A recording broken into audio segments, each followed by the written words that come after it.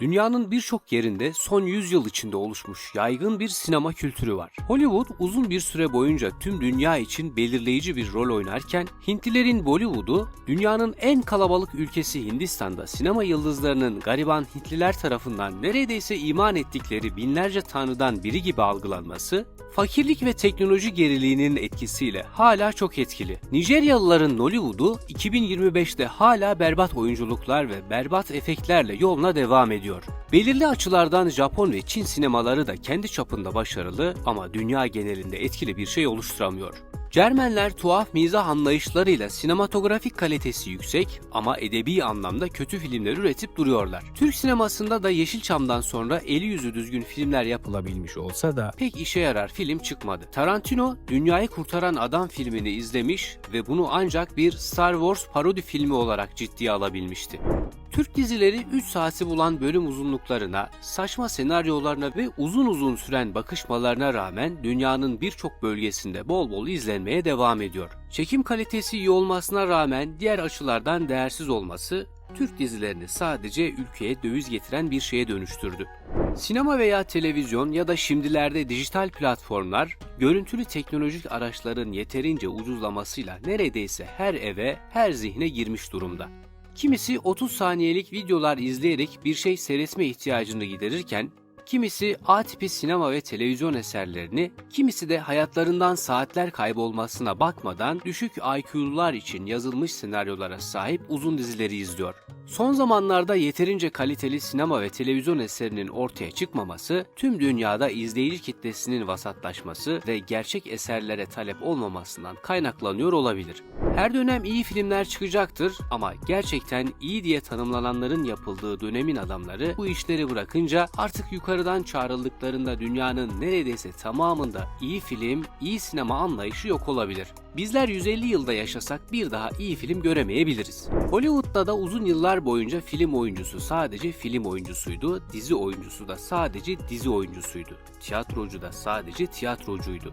Her birinin kendi aralarında sanki gizli bir anlaşma var gibiydi. Bu durum belirli bir sinema endüstrisinin olduğu, kültürel olarak sinemanın yaygın bir şey olduğu ülkelerin çoğunda geçerliydi. Bollywood'da da uzun bir süre böyleydi. Tabi bu durum belki de sıradan bir Hintlinin televizyon sahibi olamayacak kadar fakir olmasından oluyordu. Yayın platformları yaygınlaşıp herkesin erişebileceği noktaya geldiğinde sinema oyuncusu dizide, dizi oyuncusu sinema filminde, film oyuncusu tiyatroda, tiyatrocu da dizi ve filmlerde oynamaya başladı. Şarkıcılar ve sosyal medya fenomenleri hem filmlerde oynadı, hem yapımcı oldu, hem yönetmen oldu. Bu yayın platformlarından önce birçok aktör ya da aktrisi çoğu zaman oynadığı tek karakterle, bazısında oynadığı birkaç karakterle tanıdık. Flash TV'nin halkımıza insanların ahlaksızlığını göstermek için ürettiği filmlerinin kötü adamı sarı bıyık, beceriksiz ama zeki, çirkin ama bir yandan da karizmatik tuhaf salak İngiliz Mr. Bean, çılgınca gülerek elindeki koyun butunu hunharca yiyen sahneleriyle akıllara kazınan Erol Taş, çok sayıda aktör tarafından canlandırılsa da 007 James Bond ve Rowan Atkinson'ın canlandırdığı İngiliz süper ajanı Johnny English, Orta Dünya'dan Gandalf ve Frodo, Breaking Bad'den Bryan Cranston'ın canlandırdığı Walter White ile Aaron Paul'un Jesse Pinkman'ı ve bu diziden sonra spin-off dizisi 6 sezon daha avukat Saul Goodman'ı oynayan Bob Odenkirk. Her zaman bir şebeklik yapmayı becerebilen ve muhteşem mimikleri sayesinde çoğu zaman yüzüyle rolünü tamamlayan Jim Carrey. Office dizisindeki gıcık, iş bilmez yönetici rolüyle tanınıp hayatının kalanında da çoğunlukla bu tip rollerde oynayan Steve Carell. Bir Alman köyünde başlayan vücut geliştirme macerasını, bozuk İngilizcesine rağmen ABD'de 7 kez Mr. Olympia unvanı kazanarak devam ettiren, 6 film boyunca cyborgların insanoğlunu yok etmesini engellemeye çalışarak terminatörlük eden ve jübilesini 2 dönem Kaliforniya valiliği ile yapan Arnold Schwarzenegger. Senaryosu kötü bulunup, sonra filmi çekildiğinde Amerikan halkının ulusal kahramanlarından birine dönüşen Sylvester Stallone'un Rocky'si ve ve Vietnam'da ağır yenilgiye uğrayan Amerikan askeri kompleksinin hataları ile yenilgisini hiç konu edinmeden ABD'nin Vietnam'a demokrasi getirdiğini anlatan Rambo, erken yaşta uçmağa giden, tüm dünyanın tanıdığı, hayatında sadece 10 filmde oynamasına rağmen yüzlerce filmini izlediğimiz Jet Li kurucusu Üstad Bruce Lee, filmlerde Türk tarihindeki birçok dönemde at sırtında kafirle çarpışan Malkoçoğlu, Battal Gazi, Kara Murat ve bilimum Türk kahramanını canlandıran Cüneyt Arkın.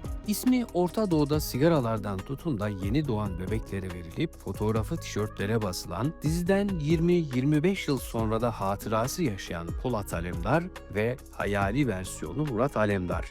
Büyük kültür sahibi milletlerin kendi ülkeleri ve kültürleri dışında tanınan kahramanları oluyor. Büyük adamlara sahip oluyorlar. Bu bazen bir mitten, bazen bir sinema eserinden, bazen de bir kitaptan. James Bond, Bruce Lee, Jackie Chan, Rambo, Rocky, Cüneyt, Polat Alemdar, Mr. Bean, Japon samuray reisleri, Shaolin keşişleri. Bazıları iyi tanındı, bazıları kötü. Rowan Atkinson salak İngiliz, Cüneyt Arkın her daim büyük Türk, Morgan Freeman yaşlanmayan sesiyle belgesellerin daimi seslendiricisi, Sylvester Stallone yeni kıtadaki İtalyanların temsilcisi, Arnold Schwarzenegger Alman kökenli çalışkan Amerikalı tip ve Polat Alemdar da Orta Doğu'nun eğitimli, zeki, yardımsever ve mazlumların koruyucusu olarak tanındı. Bazı insanlara bazı roller ömürleri boyunca yapışıp kalıyor. Birçok aktör daha iyi bir oyuncu, belki de star olma potansiyeli olduğu halde tek rolüyle hatırlanıyor. Her biri sıradan bir insanın sahip olamayacağı kadar fazla hayat yaşasa da tek bir karakter üzerine yapışmış şekilde ömrü boyunca yaşadı